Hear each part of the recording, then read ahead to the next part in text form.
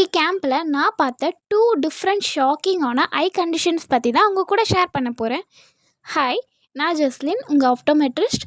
இன்னைக்கு கேம்பில் நான் பார்த்த கண்டிஷன்ஸ் பற்றி உங்கள் கூட ஷேர் பண்ணுறேன். இப்போ வாங்க வீடியோக்குள்ளே போகலாம். ஃபர்ஸ்ட் ஐ கண்டிஷன் என்ன அப்படின்னு பார்த்தீங்கன்னா, அந்த பேஷண்ட்டுக்கு பார்த்தீங்கன்னா அவங்க வந்து ஒரு அரௌண்டு ஒரு 45 வயசு இருக்கத்தக்க ஒருத்தங்க தான் வந்திருந்தாங்க.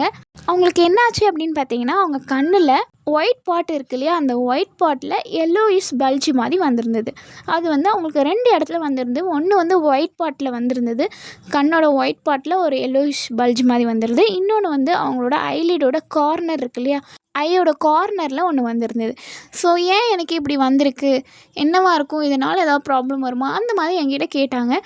ஸோ அவங்களோட ஒர்க் என்ன அப்படின்னு நான் கேட்கும்போது அவங்க என்ன சொன்னாங்க அப்படின்னு பார்த்தீங்கன்னா, இந்த மாதிரி நான் ஃபீல்டு ஒர்க் பண்ணுறேன் அப்படின்னு சொன்னாங்க. ஸோ ஃபீல்டு ஒர்க் அப்படின்னு பார்த்திங்கன்னா, அவங்க மோஸ்ட்டாக சன்னில், டஸ்ட்டில் அந்த மாதிரி வெளியில் அதிகமாக எக்ஸ்போஷர் ஆகிற மாதிரி இருக்கும். ஸோ இந்த எல்லோயிஸ் பம்ப் மாதிரி வந்திருக்குன்னு சொன்னேன் இல்லையா, இதை நம்ம என்ன சொல்லுவோம் அப்படின்னு பார்த்தீங்கன்னா, பெங்குலா அப்படின்னு சொல்லுவோம். ஸோ இந்த பெங்குலா வரக்கான ரீசன் என்ன அப்படின்னு பார்த்தீங்கன்னா, மோஸ்ட்டாக இந்த மாதிரி யூவி லைட்டோ, சன்லைட்டு, டஸ்ட்டு ரொம்ப படுற இடம், டஸ்ட்டுக்கு ரொம்ப எக்ஸ்போஷர் ஆகுறாங்க அப்படின்னா அந்த மாதிரி டைமில் தான் இந்த பெங்குலா ஃபார்ம் ஆக ஆரம்பிக்கும். ஸோ அவங்களோட ஒர்க் அந்த மாதிரி இருக்கனால அவங்களுக்கு இந்த மாதிரி ஃபார்ம் ஆகியிருக்கு. ஸோ இதை எதுவும் பண்ண முடியாது அப்படின்னு கேட்டாங்க. ஸோ அதே மாதிரி அவங்களுக்கு பார்த்திங்கன்னா கண்ணில் ரொம்ப ட்ரைனஸ் அண்ட் இச்சிங், இரிட்டேஷன் இதெல்லாமே இருந்திருக்கு. சம்டைம்ஸ் ரெட்னஸும் இருந்திருக்கு. ஸோ இந்த சிம்டம்ஸ்லாம் இருந்துமே அவங்க அதை கண்டுக்காமல் இருந்திருக்காங்க. ஸோ போக போக அது என்ன இருக்குன்னா, இந்த மாதிரி எல்லோயிஷ் பல்ஜாக ஃபார்ம் ஆகிருக்கு. அவங்களோட விஷன் நான் செக் பண்ணும்போது பார்த்திங்கன்னா, அவங்களால கடைசி லைன் வரை நல்லாவே படிக்க முடிஞ்சிச்சு. அவங்க விஷன் 6 அதாவது நார்மல் விஷன் இருந்தது. அதே மாதிரி அவங்க ஏஜ் 45ன்னு சொன்னேன் இல்லையா. ஸோ அவங்களுக்கு ரீடிங் கிளாஸ் மட்டும் நாங்கள் கொடுத்தோம். அதே மாதிரி இப்போ இந்த கண்ணில் இருக்க அந்த பல்ஜை நம்ம எதுவும் பண்ணணுமா, ஏதாவது சேஞ்ச் பண்ணணுமா, ஏதாவது பண்ண முடியுமா அப்படின்னு கேட்டாங்க. ஸோ அப்போ நான் என்ன சொன்னேன் அப்படின்னு பார்த்திங்கன்னா, அவங்களுக்கு ஃபஸ்ட்டு லூப்ரிகேட்டிங் ட்ராப்ஸ் இருக்கு இல்லையா, அது கொடுத்தேன். அண்ட் இப்போதைக்கு அவங்களுக்கு விஷனில் எந்த டிஸ்டர்பன்ஸும் இல்லை, அவங்க விஷன் நார்மலாக இருக்குது. அதே மாதிரி அவங்களுக்கு அந்த இரிட்டேஷன், இச்சிங் மட்டும்தான் இருக்குது. ஸோ அதுக்காக ஐ ட்ராப்ஸ் கொடுத்துட்டு, இந்த ஸ்மால் பம்ப் நம்மளுக்கு எந்த டிஸ்டர்பன்ஸும் பண்ணலைன்றனால இப்போதைக்கு நீங்கள் எதுவுமே செய்ய தேவை கிடையாது. மோஸ்ட்டாக இந்த மாதிரி சின்ன சின்ன பம்ப் மாதிரி ஃபார்ம் ஆகிறத நம்ம ஒன்றுமே பண்ண தேவையில்லை. அது நம்மளோட விஷனை பாதிக்காத வரைக்கும் நம்மளுக்கு எந்த விதமான பிரச்சனையும் இல்லை. அப்படி நம்மளுக்கு அது ஒரு டிஸ்டர்பன்ஸாக இருக்குன்ற பட்சத்தில் மட்டும் நம்மளுக்கு தேவை இருந்துச்சுன்னா மட்டும் நம்ம அதை சர்ஜரி பண்ணி எடுத்துக்கலாமே தவிர்த்து, மற்றபடி அதை நம்ம எதுவுமே பண்ண தேவையில்லை. மோஸ்ட்டாக வெளியில் ரொம்ப சன்னுக்கு இல்லை டஸ்ட்டில் இருக்க பிளேஸில் இருக்கவங்களுக்கு இந்த மாதிரி ஸ்மால் பம்ப் ஃபார்ம் ஆகிறதுக்கு நிறையவே சான்சஸ் இருக்குது.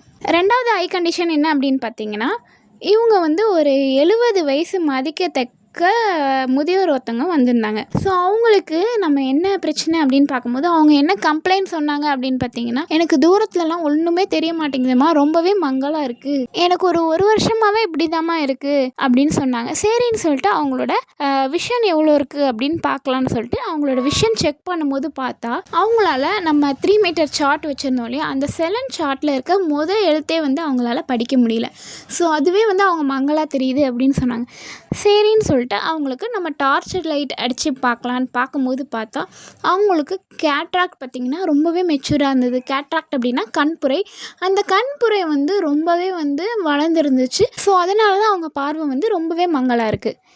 அதுக்கப்புறம் அவங்களுக்கு செக் பண்ணிட்டக்கப்புறம் இந்த மாதிரி நான் எல்லாமே எக்ஸ்பிளைன் பண்ணேன். உங்களுக்கு கண்ணில் புரை வளர்ந்துருக்கு, அதுவுமே ரொம்ப அதிகமாக வளர்ந்துருக்கு, அதனால நீங்கள் ஆப்ரேஷன் பண்ணிக்கிறது நல்லது அப்படின்னு சொல்லும்போது அவங்க என்ன சொன்னாங்க அப்படின்னு பார்த்தீங்கன்னா, எனக்கு இப்போதைக்கு ஆப்ரேஷன்லாம் வேணாமா, எனக்கு கண்ணாடி மட்டும் கொடுத்தா போதும் அப்படின்னு சொன்னாங்க. மோஸ்ட்டாக நம்ம பார்க்குற கேம்பில் பார்த்திங்கன்னா நிறைய பேர் இந்த மாதிரி வார்த்தைகள் சொல்லுவாங்க. ஆனால் கேட்ராக்ட்னு ஒன்று வந்துச்சு அப்படின்னா அவங்களுக்கு என்ன கண்ணாடி போட்டாவும் போடலனாவும் ஒரே அளவு தான் பார்வை இருக்கும். இது அவங்க புரிஞ்சுக்கிறக்கே கொஞ்சம் டைம் எடுக்கும். ஆப்ரேஷன் பண்ணுறக்கு நம்ம இது பண்ண முடியுமோ அந்தளவுக்கு பண்ணுறது நல்லது. ஏன்னா புறை ரொம்ப மெச்சூர் ஆக ஆக என்ன ஆகும்னா, அதை ஆப்ரேஷன் பண்ணால் ரொம்ப சிவியர் கண்டிஷனுக்கு போகிறதுக்கு சான்சஸ் இருக்குது. அதனால நம்மளுக்கு பார்வை இழப்பு முழுமையாக பார்வை இழப்பு வரதுக்குமே சான்சஸ் இருக்குது. ஸோ இப்போ இந்த முதியவருக்கு பார்த்திங்கன்னா புறை ரொம்ப வளர்ந்தனால ஆப்ரேஷன் பண்ணுறதுலையுமே நிறையவே காம்ப்ளிகேஷன்ஸ் இருக்குது. ஸோ மோஸ்ட்டாக நம்ம எல்லோரும் பண்ணுற மிஸ்டேக் என்ன அப்படின்னு பார்த்தீங்கன்னா, சிம்டம்ஸ் வரும்போதே அந்த சிம்டம்ஸை ரொம்ப இக்னோர் பண்ணிடுறோம். ஸோ ஒருத்தருக்கு ரொம்ப ட்ரைனஸ் ஆகி, இச்சிங் ஆகி, கண் இரிட்டேஷன் ஆகிருக்கு, அவருமே அந்த சிம்டம்ஸை ஒரு பொருட்டாக மதிக்க பிடிக்காதனால தான் அவருக்கு கொஞ்சம் கொஞ்சமாக அந்த பிங்குலா வந்து ஃபார்ம் ஆயிருக்கு. அதே மாதிரி தான் இவருமே வந்து அவருக்கு 1 வருஷத்துக்கு மேலே கிட்டத்தட்ட 1.5 வருஷம் கிட்டே அவருக்கு பார்வை மங்கலாக தான் தெரிஞ்சிருக்கு. அப்படி இருந்து அதை கண்டுக்காமல் விட்டுட்டு இப்போ பார்க்கும்போது பார்த்தா அவருக்கு வந்து நல்லா வந்து மெச்சூர் ஆகி இருக்கு. ஸோ இந்த மாதிரி இருக்கும்போது அவங்களுக்கு ஆப்ரேஷனில் நிறையவே காம்ப்ளிகேஷன்ஸ் வர சான்சஸ் இருக்குது. ஸோ மோஸ்ட்டாக எல்லோரும் பண்ணுற ஒரு மிஸ்டேக் என்ன அப்படின்னு பார்த்தீங்கன்னா, சுகர் பிபி இருக்குது அப்படின்னா அவங்க வந்து கண்டிப்பாக வருஷத்துக்கு ஒருக்கா அவங்க கண்ணை வந்து செக் பண்ணிக்கணும். அதை ஒழுங்காகவே செக் பண்ணிக்கிறது கிடையாது. அதே மாதிரி கண்ணில் ஏதோ ஒரு தொந்தரவு, இரிட்டேஷன், இச்சிங் ரொம்ப நாளைக்கு இருந்துகிட்டே இருக்குது அப்படின்னா அது என்னன்ட்டு நீங்கள் ஹாஸ்பிட்டலில் போய் பார்க்குறது நல்லது. ஸோ இந்த மாதிரி சில சின்ன சின்ன சிம்டம்ஸை நம்ம மிஸ் பண்ணுறனால நம்மளுக்கு அது ஃப்யூச்சரில் ஒரு பெரிய பாதிப்பை ஏற்படுத்துறதுக்கு சான்சஸ் இருக்குது. ஸோ முடிஞ்ச வரைக்கும் உங்களுக்கு ஏதோ ஒரு ப்ராப்ளமோ, ஒரு இச்சிங்கோ இல்லை ஏதோ ஒரு பிரச்சனை உங்கள் கண்ணில் இருக்குது அப்படின்னா நியர்பையில் இருக்க ஒரு ஐ ஹாஸ்பிட்டலில் போய் நீங்கள் செக் பண்ணிக்கிறது ரொம்பவே நல்லது. ஓகே ஃப்ரெண்ட்ஸ், இந்த வீடியோ உங்களுக்கு யூஸ்ஃபுல்லாக இருந்திருக்கும் அப்படின்னு நினைக்கிறேன்.